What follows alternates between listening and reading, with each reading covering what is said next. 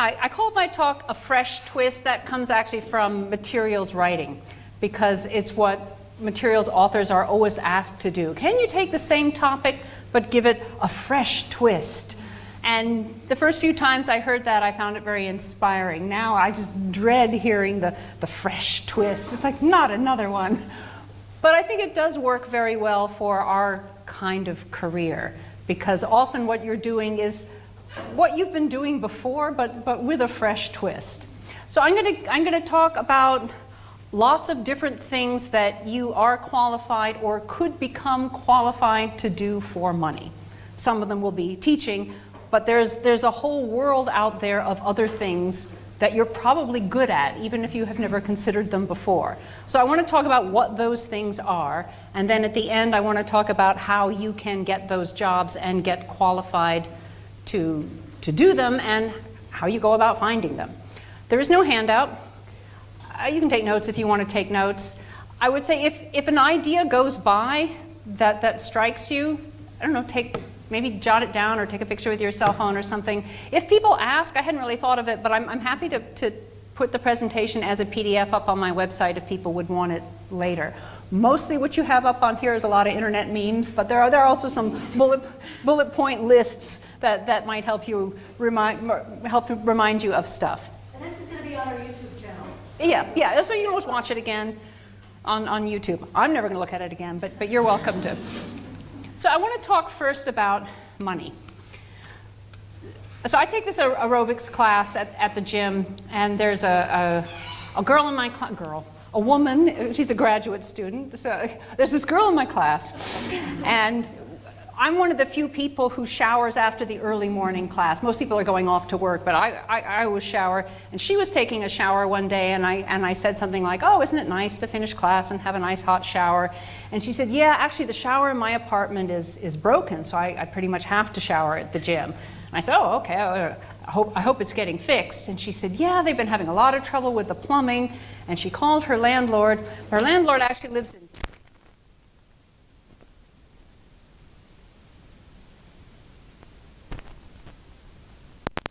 and she said, I feel so bad for him, you know, because he's very busy, he's a lawyer, and he's got to fly all the way out here and fix my shower. And I said, well, you don't have to feel too bad for him, because when the shower's all fixed, he's still a lawyer who owns rental property, and you're a graduate student in social work. And she said, yeah, but you know, I'm not in it for the money. And I was going to let it go, and then I didn't. And I said, can I talk to you about your attitude? And she kind of looked at me, she's like, what? And I said, I'm sorry, I'm just so tired of hearing that from teachers. And I do hear this from teachers. I didn't go into teaching for the money. I hear it from teachers, and I hear it from people telling us that we shouldn't have gone into it for the money when we complain about salaries. So I said, well, let's talk about your job and the lawyer's job. Did he go to school for longer than you? No. Were his classes harder than yours? Really? No. It's a different subject, but law and medicine are not harder than teaching and language. Right? Some of those classes are easier because they actually have answers to their questions, whereas we don't. Do you feel that if your job is useful, it should pay less? I said, what does your boyfriend do? Say, oh, well, he's in software, so he'll be okay. Say, okay, is he smarter than you? No. Does he work harder than you? No. Does he enjoy what he does? Oh, yeah, he loves software. But he's not taking a pay cut because he likes his job. Why should you be okay with a bad salary because you like your job? So I would just say, as you go through your career in life, be a bit skeptical when you hear that line of not being in it for the money. And I don't think you should go into teaching just to get rich, but hopefully you're not going into teaching to not make a living, or to not support yourself, or to only be able to support yourself if you marry a higher salary.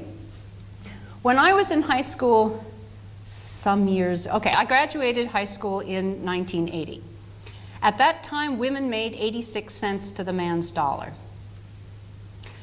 Today, it's 77 cents. We've gone down. And when I say we, we're mostly women still, and a couple of guys who are along for the low salary ride. And when I wonder, well, why do women make less money? And it turns out a major reason that women make less money is because their starting salaries are lower, right? And your next salary depends on your current salary. Okay, so why are women's starting salaries lower?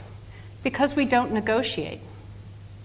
Someone offers us a salary and we say, whew, someone's going to pay me, yay, and we sign. And the men say, yay, I need $5,000 a year more. And they get it. There's a book that I think any man sitting in this room should read as well as women called Women Don't Negotiate. If we asked for more money, often we'd get it. But when our belief is, because my mission is to help people, therefore I don't deserve more money, that makes it harder to ask for money. And I know that sometimes you're going to have to take a lower paying job because that's all there is. That's fine. I mean, a bad paying job is still better than no job at all. But if you're in an underpaying job, you should be thinking of how you can get out of that underpaying job or how you can get more money somewhere else. Teachers in particular get asked to do a lot of things for free. And often we're told that it's good exposure. It will help build your brand. And I think you want to be, artists get told this a lot. I'm married to a painter. They're always being asked, couldn't they just donate this painting for exposure? But nobody's asking dentists to do root canals for exposure. No one's asking the accountants to do tax returns for exposure. Why should we be teaching volunteer online classes for exposure or writing materials and donating them to a blog for exposure? So be careful of the exposure trap. And be careful of working for free. I don't mean that you can never take a job that doesn't pay you cash. And we'll talk more about things I have done that didn't result in cash, but I still don't consider them working for free, because that's my motto. Don't work for free. If you're working, somehow there should be a return for you. And you are not a bad, selfish, greedy, uncaring person if you want to be paid for your work. Whenever I feel down, I go to YouTube and I listen to that Tom Petty and the Heartbreakers song. If you don't know that song, you should go to YouTube and just crank out, that's the title. You don't have to live like a refugee. You maybe chose teaching as a career, but really, you don't have to live like a refugee. So in the back of your mind, as we talk about all these careers, be thinking, money, what does it pay? What's in it for me? I'll give you one example of what happens to women when we take lower salaries. I spent some years teaching in Japan, where salaries are higher, but when I wanted to move my family back to the US, I thought that first we would spread the map open, find cool places to live, and then go and get good jobs there, which turned out not to be a great strategy. But one place that we were looking was the Raleigh-Durham area of North Carolina. And I went to the largest employer of ESL teachers and asked about jobs. Yes, they did hire, and I handed them my resume, and then I asked, what does it pay? I thought, okay, this was maybe a decade ago, but I bet their salaries haven't come up much. And he said, well, there's no salary, there's no benefits or anything, it's just an hourly wage, $12.50 an hour. And of course, at this point, I have nothing to lose because I'm obviously not going to take that job. And I said, well, how does your staff live? And he said, oh, their husbands have better jobs. At which point I was so offended that had he tripled the salary, I still wouldn't have taken it. If you're a single person, or in my case, I am married, but I'm the primary wage earner, or if you are a man, or, what do you mean their husbands have better jobs? This was a 20 contact hour a week job that you were supposed to be doing basically as a hobby for pocket money. Don't take those jobs. So let's talk about teaching. Where can you teach? Obviously, you're in a university, you know that you can teach in universities. And the conditions in universities are pretty variable. Some of them are decent. I taught at Central Michigan University. I think I had a very good salary. I could afford to take my summers off, although sometimes I did teach through them. However, when I was teaching full-time at the University of Hawaii, while my husband was also teaching full-time at the University of Hawaii, ESL, of course, and we had no kid, Together, our combined salaries qualified us for free government cheese. I mean, we didn't eat that because it's not edible, but that's how low the salaries were. Every 10 weeks we were laid off for 2 weeks, and then rehired. And I mean, obviously I didn't stay in that job. I took it because it was what I could find at the time, but from the moment I realized what the conditions were, I was working on an exit strategy. But I remember talking to another woman who taught there. She'd been there, I don't know, 10, 15 years, and she said the thing is, and she was married to someone with a better salary. Her husband was a math teacher at a community college, and he had health insurance and sick leave and benefits that covered her, because of course we had none of that. And she said, but over the years, the psychological drain of her job not earning as much as his, she said they both knew they were doing the same work, but both of them began to feel that his job was worth more and was more important because it paid more and because it gave him benefits. So even if you don't need the money, there's a psychological toll to not being paid fairly for the work you're doing. I didn't realize that in many states, community colleges pay better than universities. I had somehow assumed that it would be the opposite. I don't know why I assumed that, but I did. In many states, community colleges offer more tenure-track jobs than universities. I also think, at least back when I was applying for teaching jobs, their applications were a lot harder, but that's just what you put up with when you're applying for jobs. So look at all, if you're interested in higher ed, make sure you look at different levels of schools. K-12 often pays better than university jobs. Not always, but it can. Private schools, so I spent 1 year in a private junior high school, and that paid much better than the University of Hawaii. Turns out to not be the age level I'm best at teaching. I lasted 1 year. Wore me out. I can't do that. But if you can, often the salaries, and the salary, also when you're looking at private schools, you don't necessarily need the same certifications that you do in state schools. So if you haven't gotten a state teaching certificate, you could look at a private high school or a private school while you are working on endorsements. For me, the solution was going overseas. I went to Japan, where salaries are higher.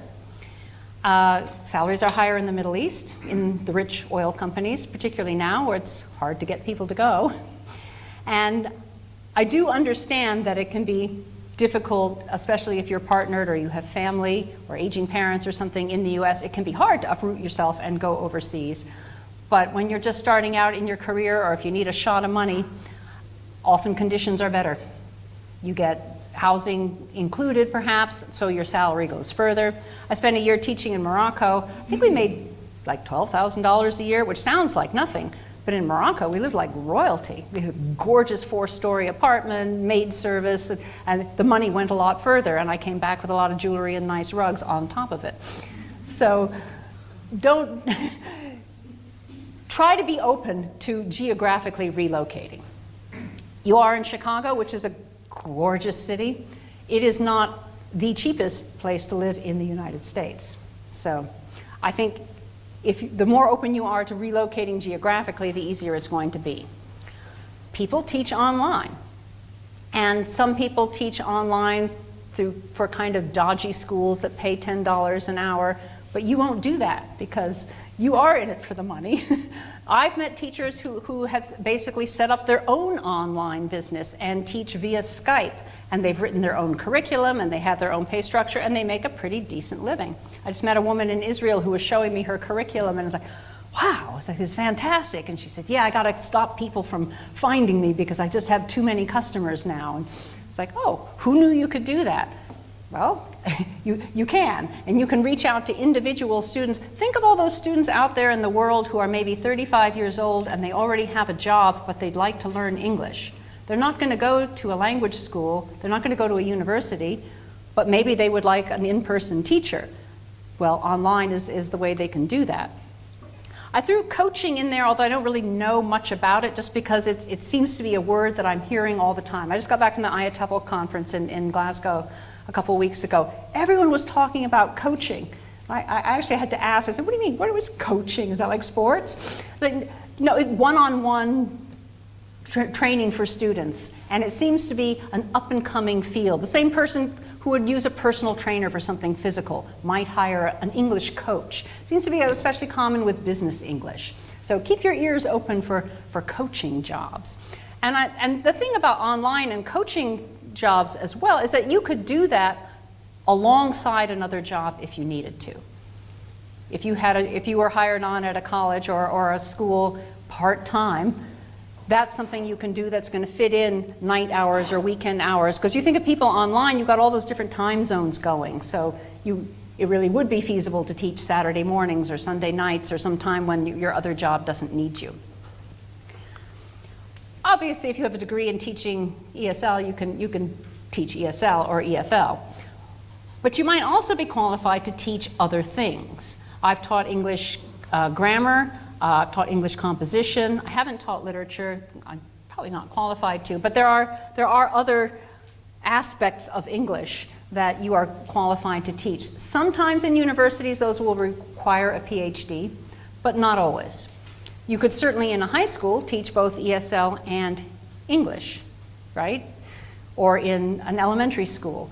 And sometimes people hiring don't think of that. So if someone offers you a part-time job with 2 pull-out ESL classes, you could say, gosh, do you have any hours available in English or in something else that you know how to teach?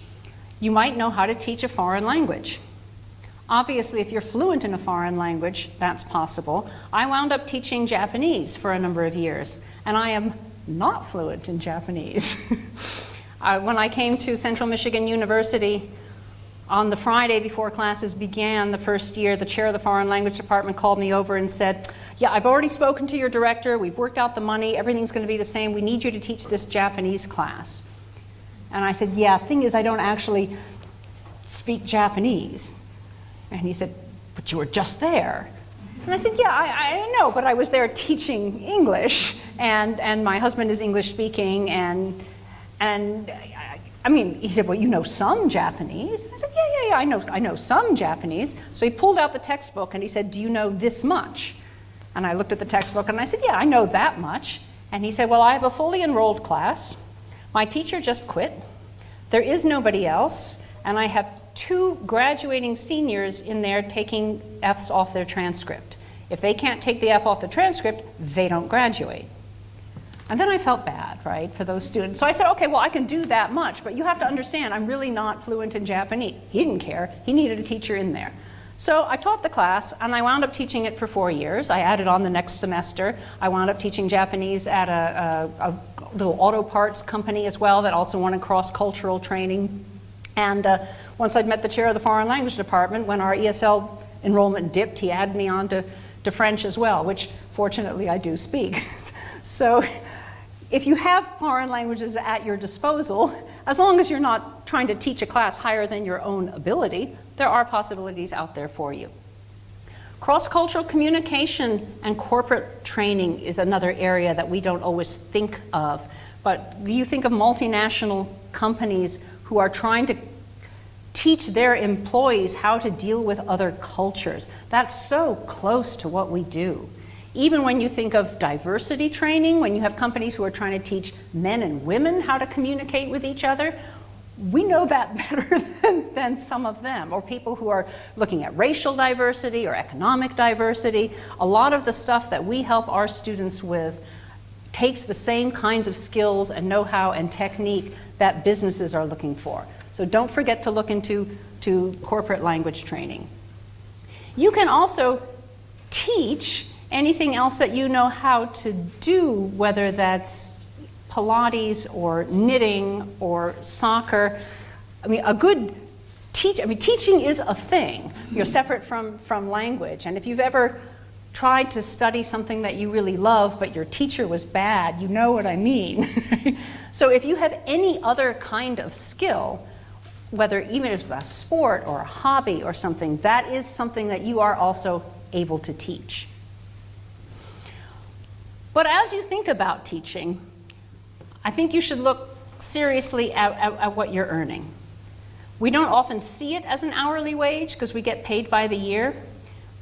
But I would challenge you to take a month some time that you feel is a typical month or a typical week, and begin breaking it down. Count up all your hours, right? First, we feel so lucky. It's like, oh, 12 contact. I only teach 12 hours a week.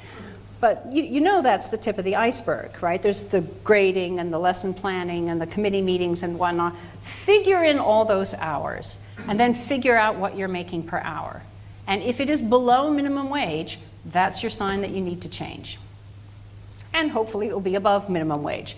To be fair, you also then need to take into account your health insurance. Often universities and public schools have pretty good benefits. You have decent health insurance and sick leave and retirement, and that does figure into your salary as well. You would have to think, well, how would I pay for those things on my own?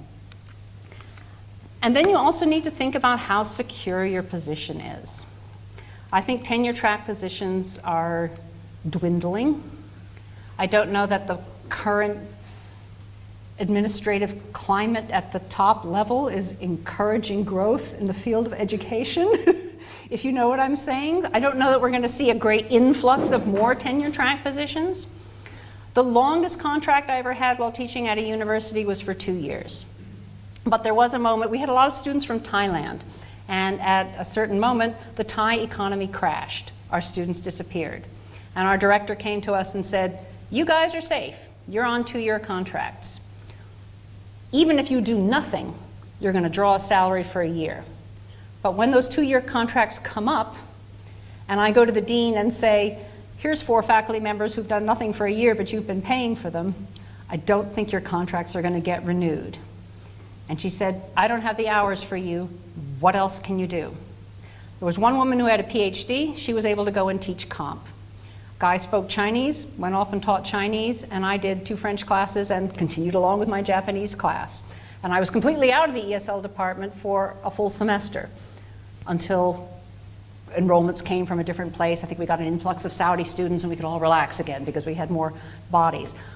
But if you're dealing with international students, what goes on in the world is going to affect enrollments, right?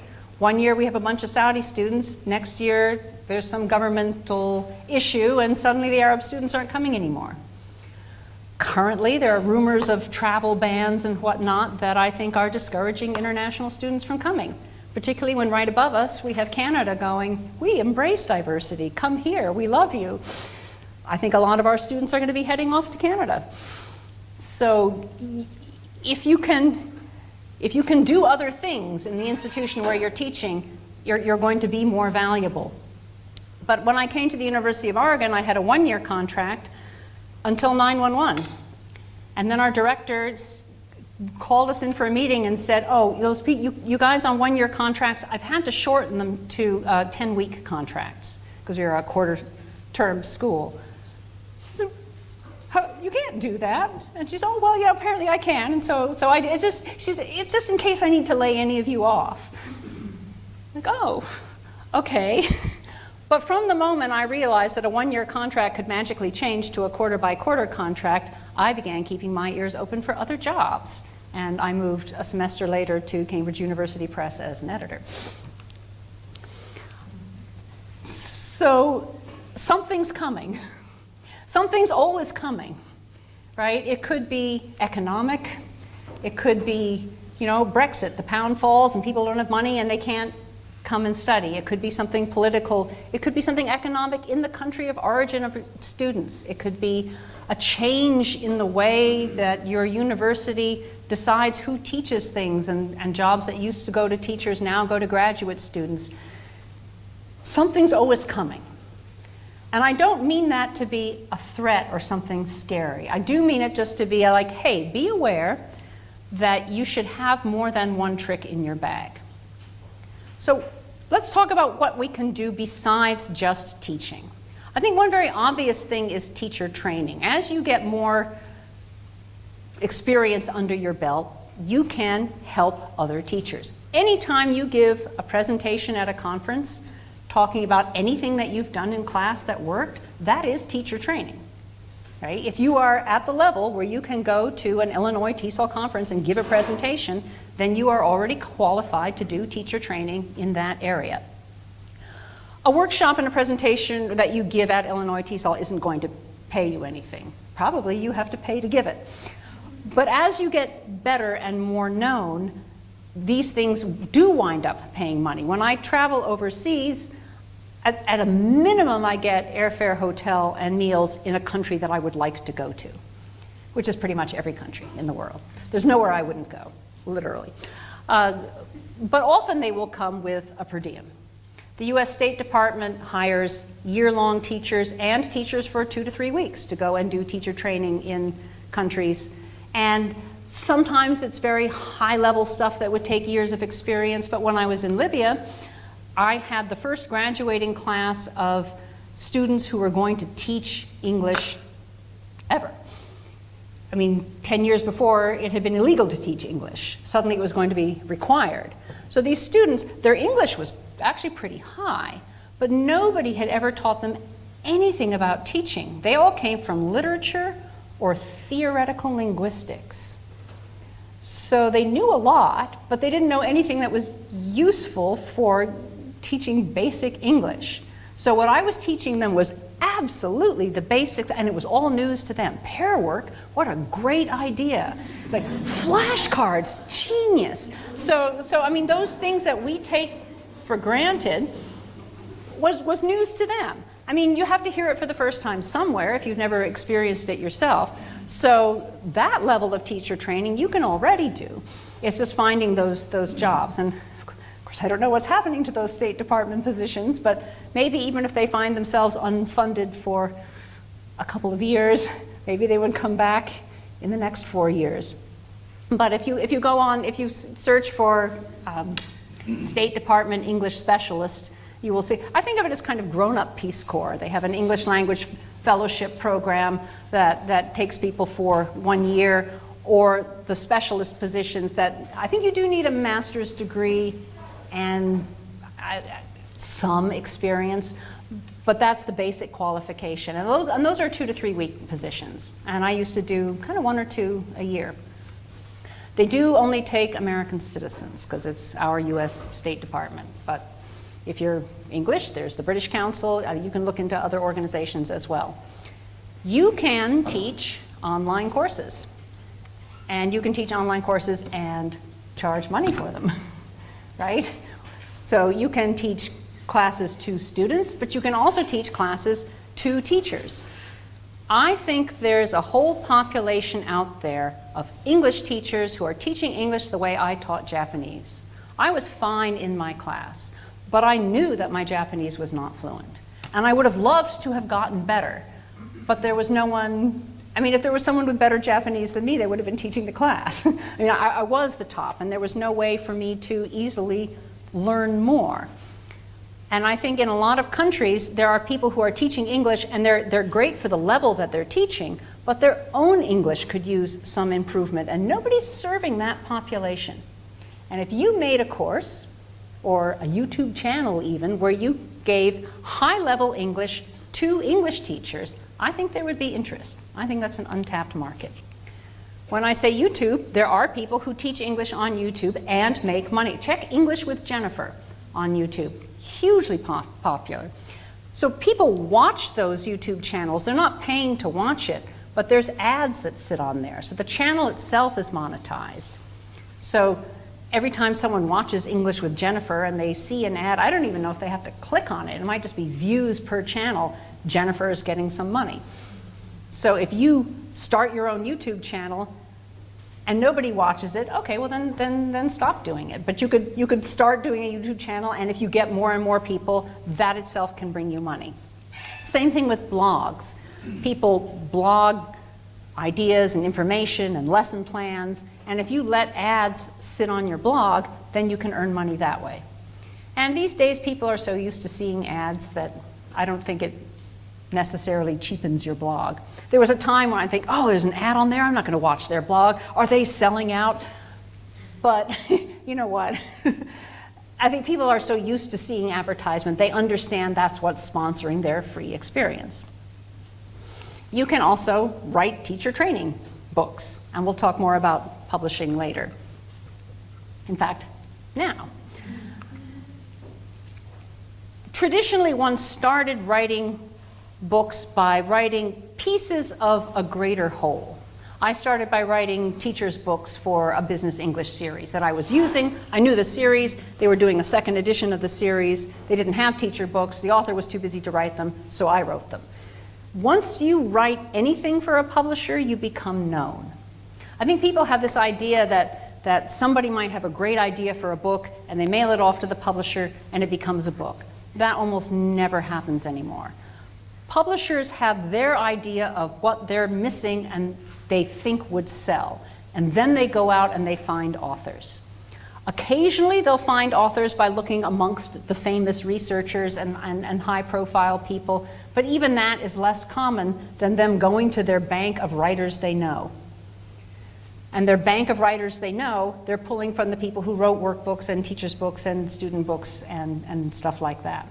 Once I had written anything, in my case, to teachers' books for a business English series, I could write anything. People are like, oh, are you published? Okay, here, write this video activity guide for Interchange, which is a huge popular series. And like, oh, okay, now I've written a piece of Interchange.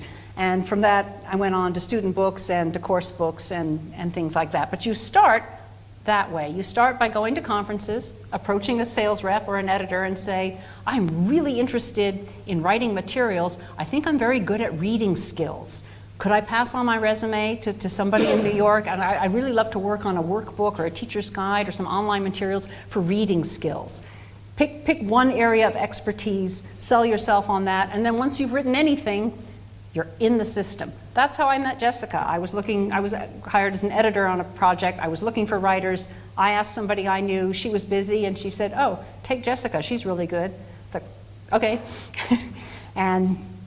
And that led to her getting that job, which then led to her getting other writing jobs.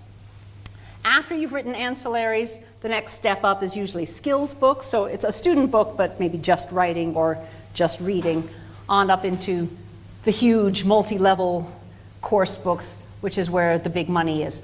In the US, a lot of programs use skills books. There'll be a reading class and a speaking class and a listening class. But in most other countries in the world, people are using course books. And a whole institution of 5,000 students will be using Headway or English File or Interchange or Open Mind. So if you get yourself on one of those courses, that's where some of the more substantial money comes from. Increasingly, they're looking for people who can write online materials. And there are some different skills involved in writing for online things. I think you need a basic understanding of how a web page looks, but it's really not that different than writing for print.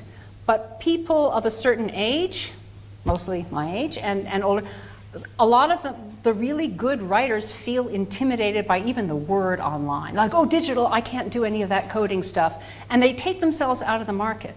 So if you are not afraid of the internet, here's your chance, right? Because you can say, oh yeah, sure, I can do digital stuff. If there's some special template or some special little coding thing that you're going to need, they'll teach you anyway. So position yourself as someone who can write digital materials or online materials. And you can look up a few resources. I don't think it would take that much investigation on your part to be able to say with confidence on your resume, I can handle digital materials. We do talk in materials writing about authors and writers. An author is someone who makes royalties, and a writer is someone who gets paid a fee. That's the difference. Once you've spent some time writing, you can also move into the field of editing. I moved from a couple skills books into editing. I worked full-time for Cambridge University Press for a number of years, and now I freelance as an editor. Developmental editing is looking at the whole shape of the course, kind of the pedagogy, the curriculum layout of it all. You can also work more at the micro level in copy editing or even production editing, getting it ready to go off to the printer. You can do proofreading. I've been hired to do Americanizing, changing British texts into American English. There's probably, I don't know if Britishizing is a real word, but there must be people at the other end who take American texts and put them into British English. So if you're bilingual in that sense, you can work at changing things over. Or if you're someone who knows state standards, Often there's good money for people who can take an existing textbook and show how it matches the Texas state standards, and their public schools especially are looking for that kind of thing. So those are all kinds of jobs that exist out there in the land of editing. But I have some bad news for you about ELT publishing. So I've told you how the system used to work. But the industry is changing rapidly, and I think badly. I think they're doing so badly that in a couple of years they're going to have to reverse and turn around and become good again, because the big publishers are just killing themselves. Right? McGraw-Hill doesn't even do ELT anymore. Pearson has gone from there to there. Cambridge University Press laid off, 41 editors in the UK, most of their New York office. Oxford is kind of shrinking up a bit. And I can see my whole career kind of crumbling under me. And I know when it started a few years ago, when all of us Pearson authors got a letter from Pearson announcing that they were moving beyond publishing to a new and agile outcome-driven function. And we all went, what does that mean? Well, it turned out that beyond publishing to a new agile and outcome-driven function meant they were not paying royalties anymore. They were only going to pay fees on books. And at first we were thinking, well, okay, except that the fees are low. And a project that would have paid 15 years ago $45,000 is now offering $8,000, but you can bargain them up to $9,000. I mean, low enough that I won't take them anymore, because I do that breakdown. How much am I making per hour? Oh, $350, not really worth it. And I know what the old royalties used to pay. There's always somebody who's going to take that $8,000 job. I hope it's not you, because if you do, then that's where it's going to stay. If we all take low salaries and low fees, then the fees are going to stay low. Why would they not? At the same time that the money is going down, I guess I can't really say unfortunately, but at the same time, the quality of design is going up. I think materials look terrific now. I don't think you can pick up an ugly textbook anymore. They all look fantastic. But when Pearson and other publishers began freaking out over, oh my gosh, digital is coming, we've got to do something, we've got to do something, they decided that they should get rid of all those people in publishing who were former teachers and academics and replace them with people in business. So all these business people came, but they can't tell the difference between a gorgeous textbook that works and a gorgeous textbook that doesn't. And because I work as a freelance editor, I can tell you when material is written by less experienced people, it's not as good. And I can fix it to a certain extent, but there isn't the time or the money to fix it to where it's as good as it used to be. But the problem with teachers is that even if teachers aren't all writers, they're all close enough that they know if a book works well in class. And if a book doesn't work in class, you might buy it once because it looks good, but you're not going to use it twice. So I think there's going to be this perfect storm in a few years where teachers are going to look at the books available to them and say, but none of them are doing what I want them to do. You know what? I'm just going to make my own stuff. Publishers panic and they raise the prices. And when they raise the prices, students stop buying the books. And when students stop buying the books, professors stop assigning them because it's really annoying to have your students not holding the book in class. My son just graduated from Cornell, and he told me he hadn't bought a book in 2 years. And I went, oh, well, that makes me feel good about my tuition dollars. How did you pass your classes? And he said, oh, our professors tell us not to buy the books. They say to use them on reserve in the library. I said, okay, fair enough. Seems kind of inconvenient, though, if you can't always go to the library. And he said, yeah, some people get old editions, or sometimes people share a book. He said, I found a PDF online. I said, oh, might that have been pirated? And he said, I don't know. I guess no, because it was an old edition. He thinks a bit and he goes, or maybe yes, because it shouldn't have been online at all. I don't know, but I'm not going to spend $180 for a used book that I can't sell back for a class I don't even want to take. But I asked him how much money people would pay for a book where they would buy the book. $180? No. Even people paying full tuition at Cornell were not going to buy a $180 book. But they would buy a $50 book. So, or kind of $35 to $50 was the price at which he felt his friends would purchase a book for the convenience of having their own copy. So at the same time that publishers are kicking their prices high up into the realm where students won't buy them, there is another way. You can make your own books, and you can price them whatever you want them, within reason. So you can write your own material. You need to arrange to have it edited, proofread. You'll need a nice cover design, maybe some interior formatting, and then you can just sell it yourself. I know you can do that because I've done it. I started publishing my own materials in 2012 and got to the point where I now publish a bunch of other people as well. And when I sell, say, a $50 book for Pearson, how much money do you think I get every time a copy sells? Anyone want to take a guess?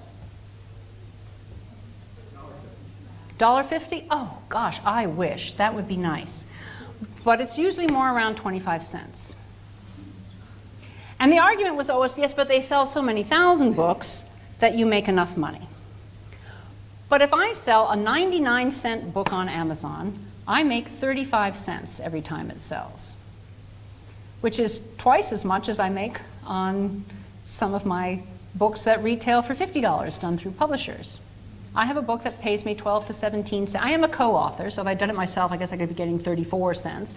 But every time a copy of this skills book sells, depending on the market, I'm making 12 to 17 cents versus 35 cents off a book that costs $1.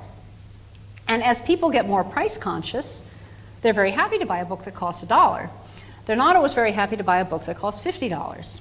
I think it's like what happened to music. And I know that there's a downside to file sharing for music as well. But I mean, when I was in high school, you'd have to pay $10 to $20 for an album if you liked one song. So often you wouldn't, or you'd wait till it came on the radio and you'd hit play and you'd capture it on your cassette, kind of like early piracy. But now that a song costs 99 cents or $1.29, I'm far more likely to buy the song. When I first started using songs in class, I stole them all. Now when I use songs in class, I think, oh, I shouldn't be stealing from people who create. I'm going to pay that $1.29 because it doesn't seem that harsh to me. So you can undercut big publishers and make more per copy and reap the bounteous awards. It's not quite that simple. I mean, you still have to write a book that somebody wants, right? It's not just anything you upload to Amazon is going to make you a millionaire, right? You have to still write a book that's useful and that serves a need that enough people want to buy and make it visible and make it attractive, and then you can make money. Certainly if you go on Amazon now and look through the self-published stuff, there's some awful stuff up there. But there's some really good stuff up there too. And your job is then figuring out what people need and what they don't need.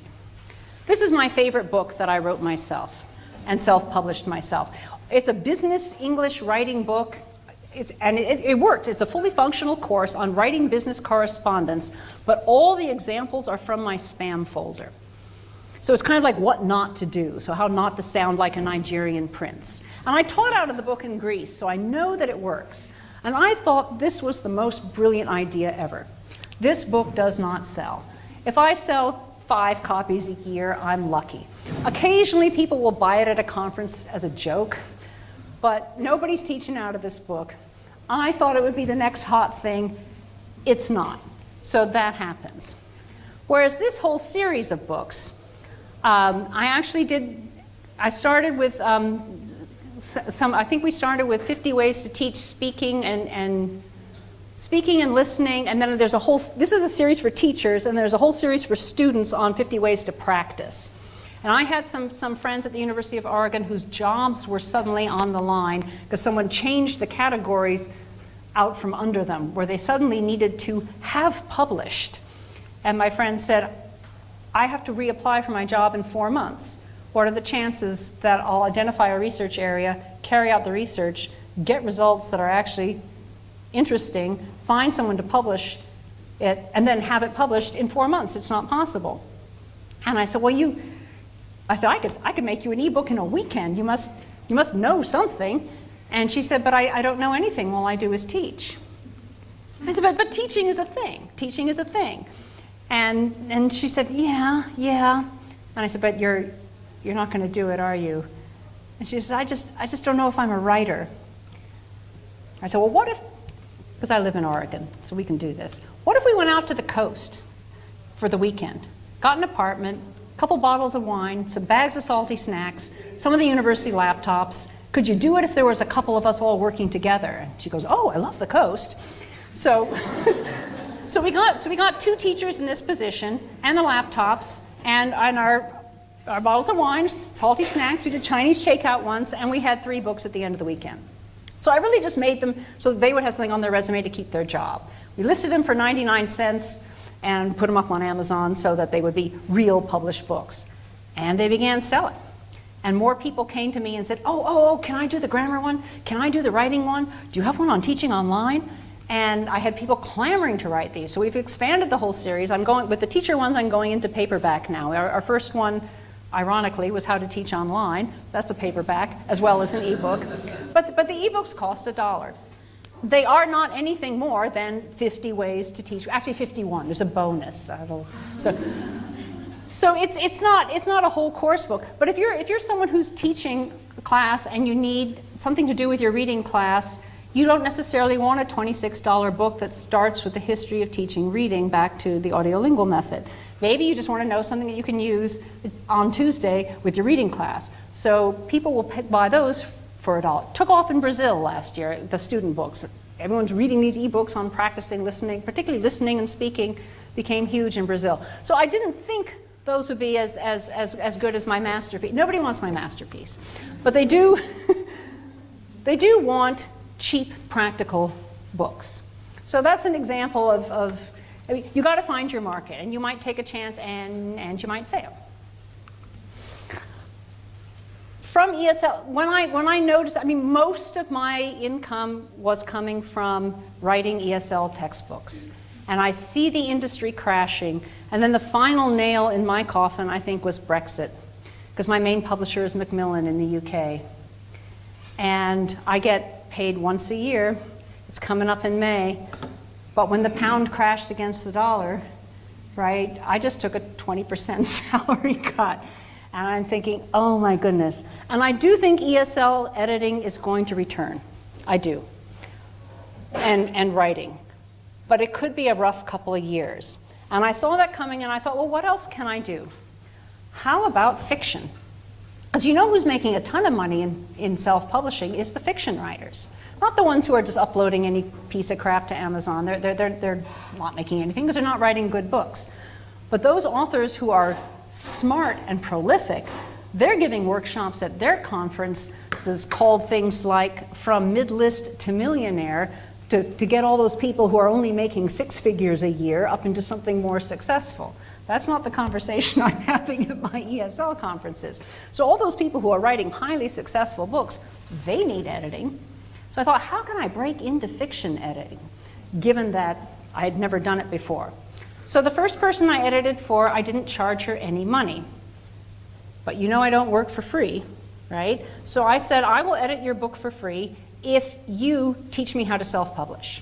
So she's the one who taught me how to format for ebooks and how to upload stuff and whatnot. The second book I did, I don't know if I did it free or reduced rate, but I said I'll do it for ongoing mentoring. Third one I swapped for her to do formatting for me because I was still learning how, and now she pays me. But she had my paranormal girl. I mean, she's not paranormal, her books are paranormal. She'd written a nice vampire book, got an editing service online, paid $1,000, and they didn't do a good job. And she put her book up and she got all these bad reviews about how the grammar, had never been edited. And so she pulled the book and she's wondering, well, what do I do? I already paid for editing. And I mean, her own level wasn't good enough to tell her the editing that she was paying for was good or bad. So she just sat there wondering what to do until somebody that I met online recommended me to her. So she she was happy to not have to pay again, and for her, advice was something that was easy to give. But after I had done her, so I had a few titles under my belt, I was chatting with somebody that I met through his blog, and somebody a lot more successful, and he said he had an editor, but his editor had health problems and needed to stop, and he said, I don't suppose you happen to know any editors? And I said, well, the best one I can think of is me, and so he hired me, and from that, now my website says not accepting any more clients. This is the tip of the iceberg of the fiction books I have edited in the past few years. But it took me, so I must have started 2013, it's now 2017, so in 4 years I went from looking for people that I could barter with to, you can't book me now because I am full. I've got one on my laptop, I'm getting another one on Monday. There's a ton of work out there in fiction editing. And the nice thing about fiction editing is it's, compared to what we do, it is so easy. It really is fixing grammar and English. And I did have to go and educate myself on genre expectations and things like that to learn how to handle fiction. There was a bit of a learning curve, but I went and I learned it. And there's all of the books that are available to authors are also available to you. The downside of the freelance life is that it is a whole kind of quilt. I piece together, you know, some fiction editing, some ELT editing, some test writing, some workshops. My schedule is pretty crazy. I probably work a lot more than 40 hours a week. But that's also my choice. So you get the freedom and the flexibility of time, and the downside is there's no one stable thing. I do have to, of course, buy my own health insurance. Thank you, Obamacare. And take care of that kind of thing on myself. But the upside of freelance life is I do not worry that I will ever be unable to find work. And when I know when my son graduated, the underlying theme from all these people who were bright and had come out of a good university is they were all afraid. They all felt this kind of gnawing anxiety of, you know, I'm going to die alone, poverty-stricken in a van down by the river. And I don't think, she's nodding, he's like, yes. I mean, no, that is not true. There is a ton of stuff out there that you can do. There is a ton of stuff out there that you can do. It's a matter of being open to it and finding it. So your question probably is, well, how? How do you find all this cool stuff out there that you say you did? So you might have to learn how to do something. I did that first book, fiction book, for free, kind of, but I knew where I was going for it. I knew what I wanted out of it. If somebody asked me today how to break into fiction editing, I would say find one of these really successful indie authors who's been writing for years. They're going to have some older books. When self-publishing first came out, kind of 2009, 2010, people were just slapping any old thing up there. They will have some old books that have probably not been touched by a copy editor or a proofreader. They're not going to bother with them now because they've moved on. Offer to edit one of those for free. Offer to proofread one of those. In exchange for their recommending you if you did a good job.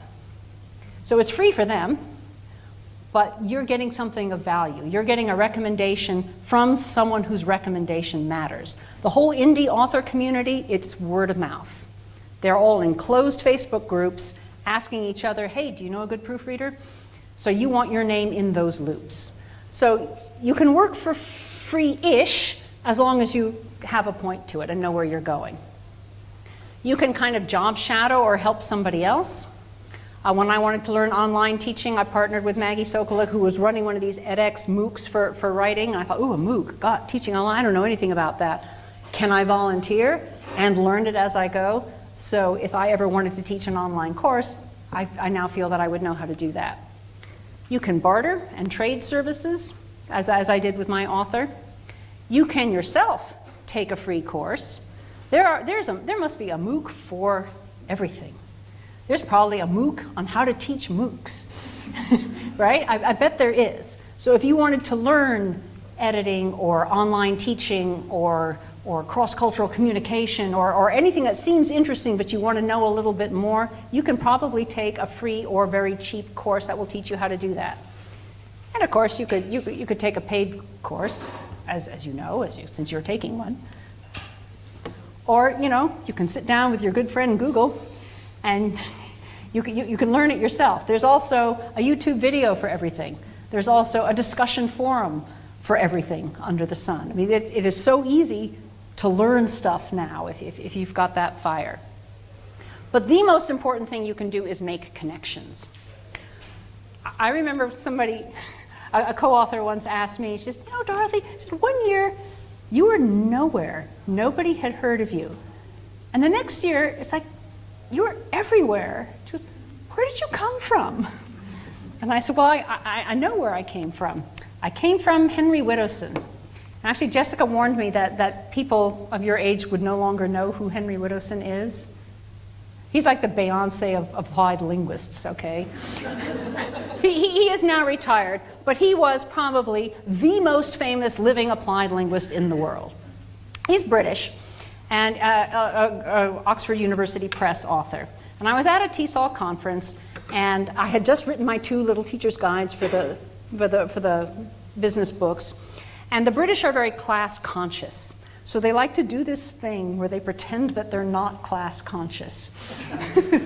And so with this little Oxford University Press party, and the publisher, and her way of doing that would be to take the most famous person, who was Henry, and the least famous person, and pretend that we were all the same, and introduce us. And it had long been my dream going to these TESOL conferences as an ordinary teacher with no skills, no fame, no nothing. I'd always thought, you know what I'd like to see as a plenary? I would like to see comedy. Nobody ever does comedy. It's always, can we marry, research, and practice? Yes. But you know, could we have something like a little more fun? But you can't do a plenary at TESOL if you're not famous, right? Nobody's going to ask you. So at this Oxford University Press party, the publisher says, oh, Dorothy, you must meet Henry Whittowson. And I thought, yes, I must. So when I met Henry Whittowson, who'd had a glass or 2 of wine, I said, hey, you know, would you be interested in doing stand-up comedy as a TESOL plenary with me next year? And he said, well, actually, you could make a lot of serious points through comedy. And yeah, I said, well, I could organize that for us.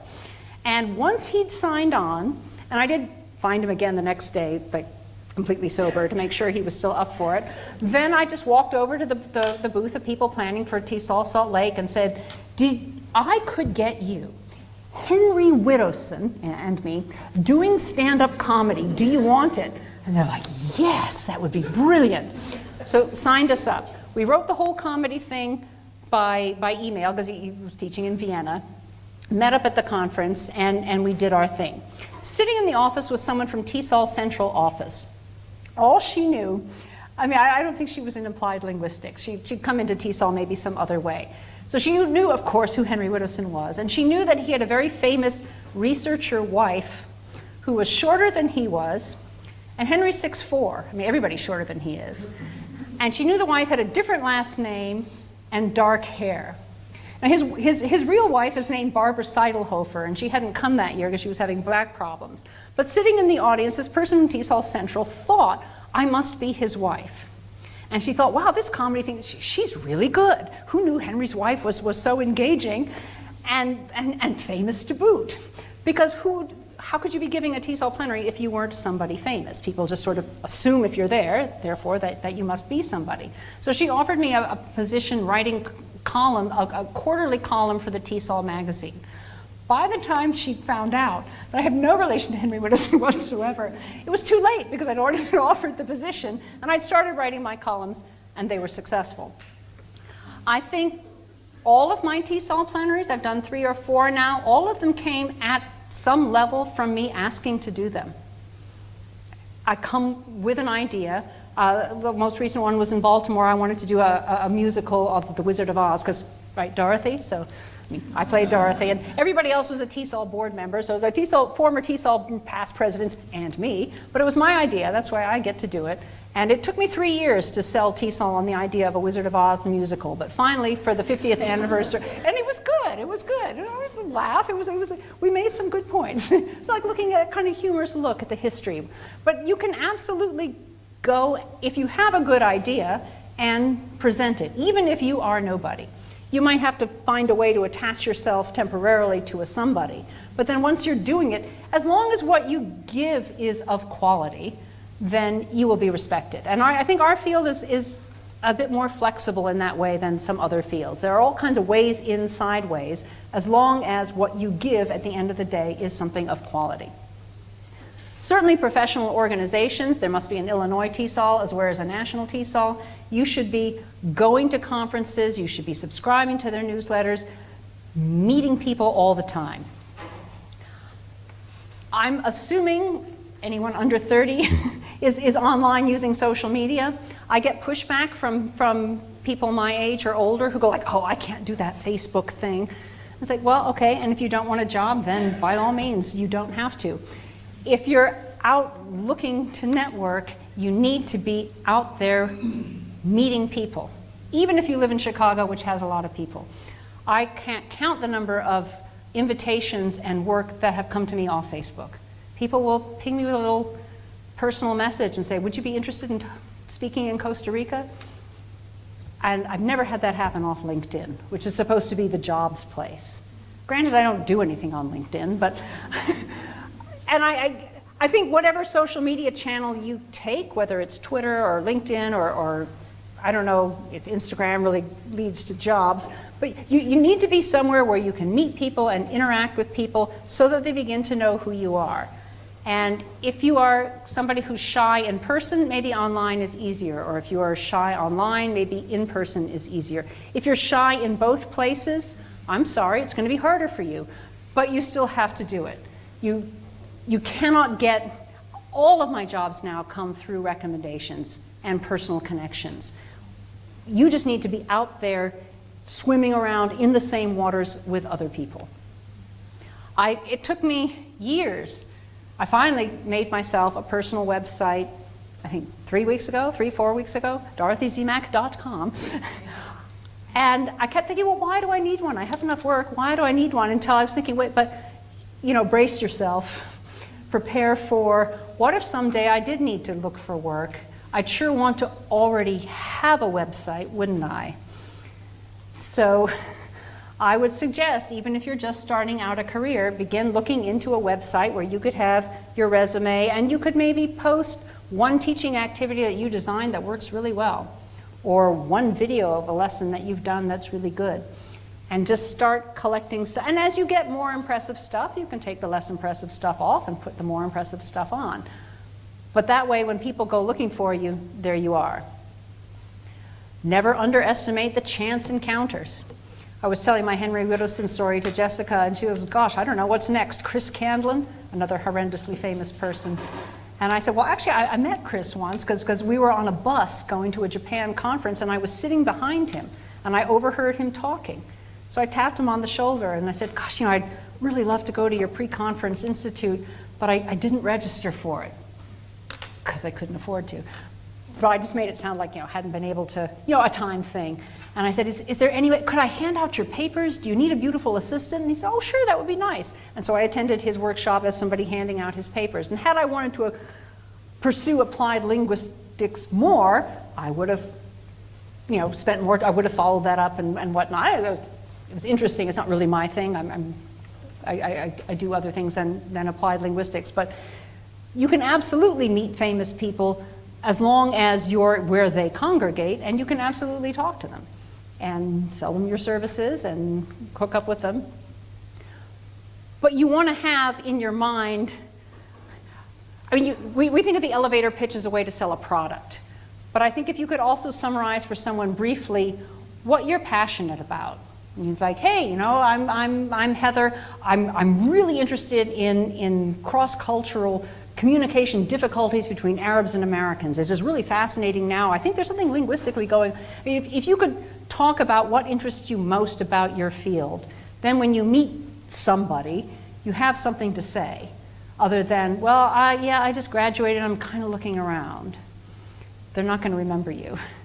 But if you have something to say about the way you think Chinese language writing is going to evolve, because you've got these different systems in different places, and Taiwan's got the old characters and China's simplifying them, where's Chinese writing going? And that's interesting to you. Then when you meet someone and you can talk about what interests, then it's easier for those connections to happen.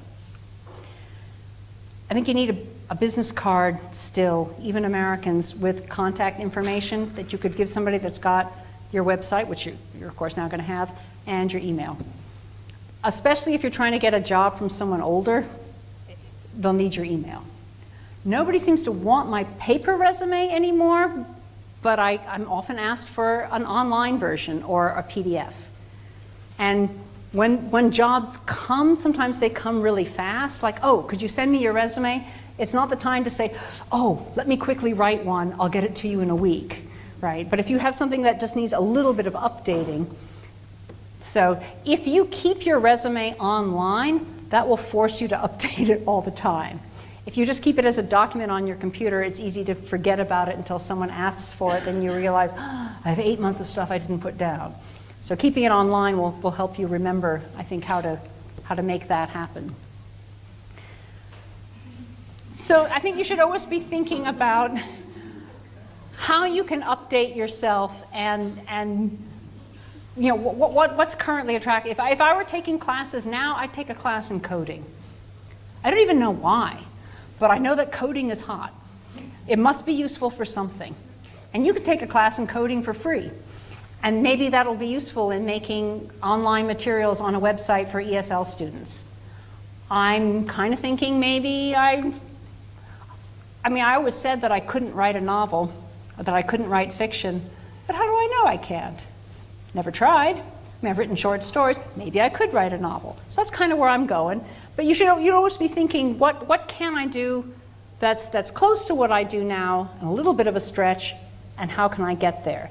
And I think if you're always open to that possibility and you know there's more stuff you can do, I think that will deal with a lot of the anxiety. So you're not just thinking, if I don't get one full-time job in 2 months, my life is over. Because that's honestly not how it happens. So, you're welcome to go to my website if you want an example of one. And thank you very much for listening.